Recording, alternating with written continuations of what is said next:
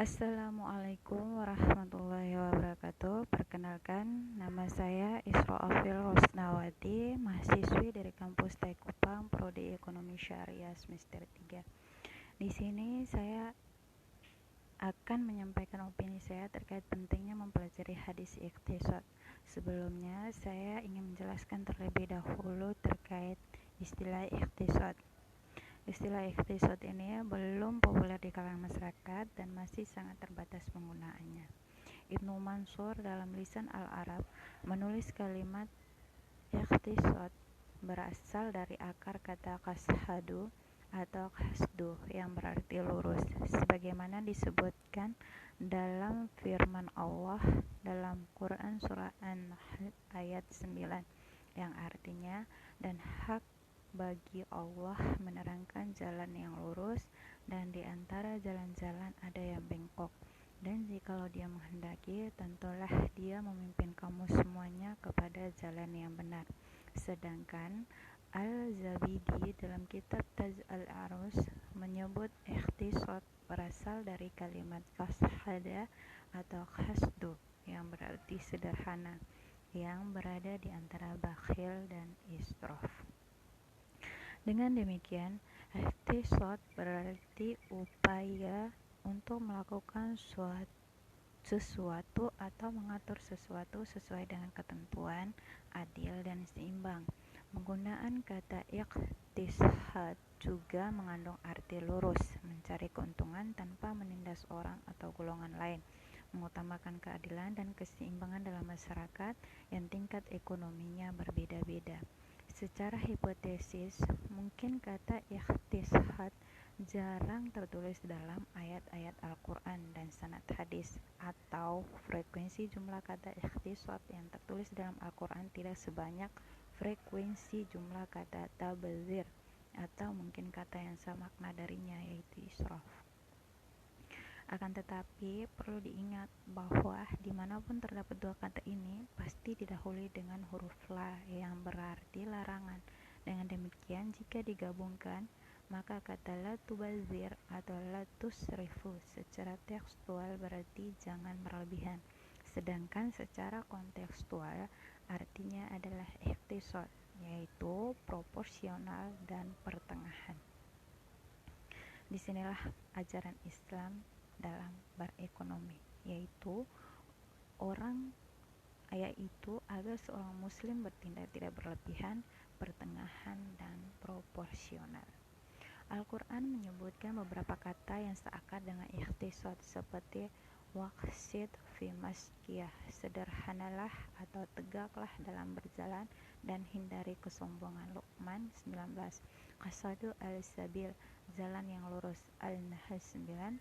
Ummatun muqtasidah, umat pertengahan, Al-Maidah 66. Faminhum muqtasid, mereka yang menempuh jalan yang lurus, Luqman 32.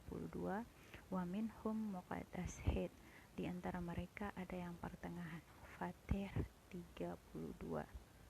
Jadi, ikhtisad itu tawasud pertengahan, tawazun keseimbangan, adlu keadilan, iktidal tegak lurus dan tidak sombong. Tawasud watasi pertengahan menjadi ciri ikhtisad. Karena itu, ikhtisad Islami berbeda dengan kapitalis yang individualistis, juga berbeda dengan sosialis yang kolektivis. Islam mengakui kepemilikan pribadi sekaligus menegaskan bahwa dalam kepemilikan ada fungsi sosial. Tawazun keseimbangan menegaskan bahwa ikhtisad tak hanya berdimensi materi tetapi juga spiritual. Bahkan amal ruhi menjadi dasar bagi amal ma'di guna tercapai tazkiyah dan barokah dalam kekayaan dan kesejahteraan. Adlu keadilan menjadi pilar utama ikhtisad, menghendaki tindakan proporsional dalam hak dan kewajiban, agar kamu jangan merusak keseimbangan itu, dan tegakkanlah keseimbangan itu dengan adil, dan janganlah kamu mengurangi keseimbangan itu. Quran surah Ar-Rahman ayat 8 dan 9. Adil berarti tidak ada kezaliman dalam semua aktivitas iqtisadiyah, yaitu distribusi kekayaan primer, produksi, distribusi kekayaan sekunder, konsumsi, dan pertukaran. Iktidal, tegak dan lurus, mengharuskan komitmen pada kebenaran sikap dan tindakan yang berdasar qasdu al-sabil, jalan lurus. Kata Al-Munawi rahimahullah, al-qasdu adalah jalan lurus. Begitu pula dengan al-ikhtisad yang bermakna tidak ifrat, ekstrim, dan tidak tafrit, abai, tidak israf, berlebihan, dan tidak taktir, kikir. Prinsip iktidal berarti menjaga yang halal thayyibah dan menghindari yang haram dan yang khaba'ith, buruk. Lalu bagaimana dengan ekonomi syariah atau ekonomi Islam? Ekonomi Islam atau ekonomi syariah adalah ilmu pengetahuan yang mempelajari tentang masalah kerumah tanggaan berdasarkan cara pandang Islam dan syariah, yaitu mengurus masalah rumah tangga diniatkan dengan ibadah dan muamalah. Mengurus masalah di dunia dengan tidak melupakan akhirat, sembari mencari ilmu dan beramal, tidak melupakan keimanan. Dengan demikian, antara ikhtisad dan ekonomi syariah sebenarnya adalah semakna, hanya beda istilah. Mengapa semakna? Sebab yang pertama dan kedua bertujuan untuk merefleksikan perintah Allah Subhanahu wa Ta'ala yang bermuara kepada satu istilah, yaitu keadilan sekaligus ketakwaan. Sebab dalam Al-Quran direfleksikan i'dilu huwa aqrabu li'at-taqwa, berbuat adillah karena perbuatan itu mendekati kepada ketakwaan.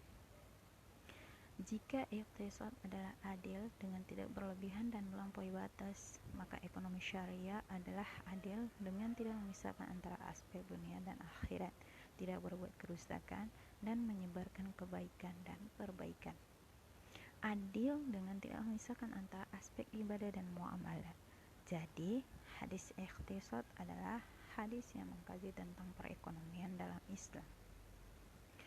Mengingat hadis merupakan sumber kedua dalam pengambilan hukum, maka menurut saya sangat penting bagi kita umat Islam untuk mempelajari hadis-hadis. Salah satunya adalah mempelajari hadis iqtisad.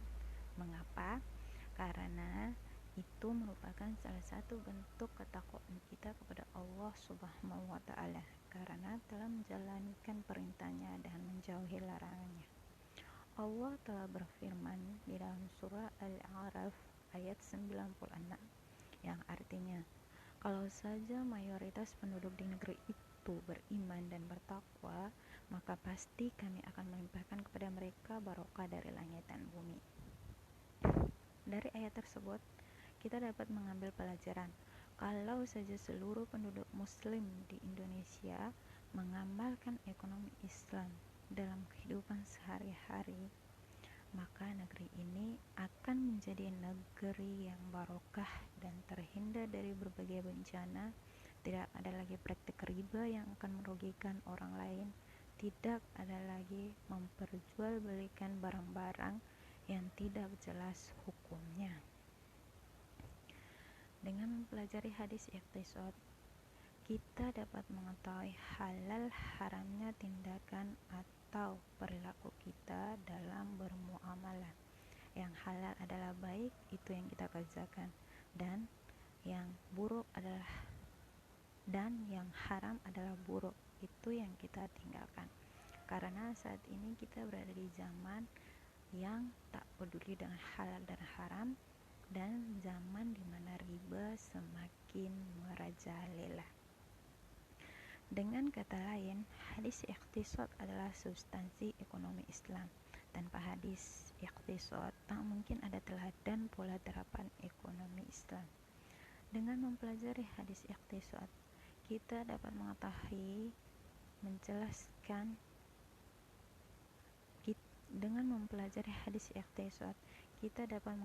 penjelasan atau makna yang terkandung dalam ayat Al-Quran yang berkaitan dengan muamalah yang belum kita pahami secara keseluruhan. Demikian dari saya. Wassalamualaikum warahmatullahi wabarakatuh.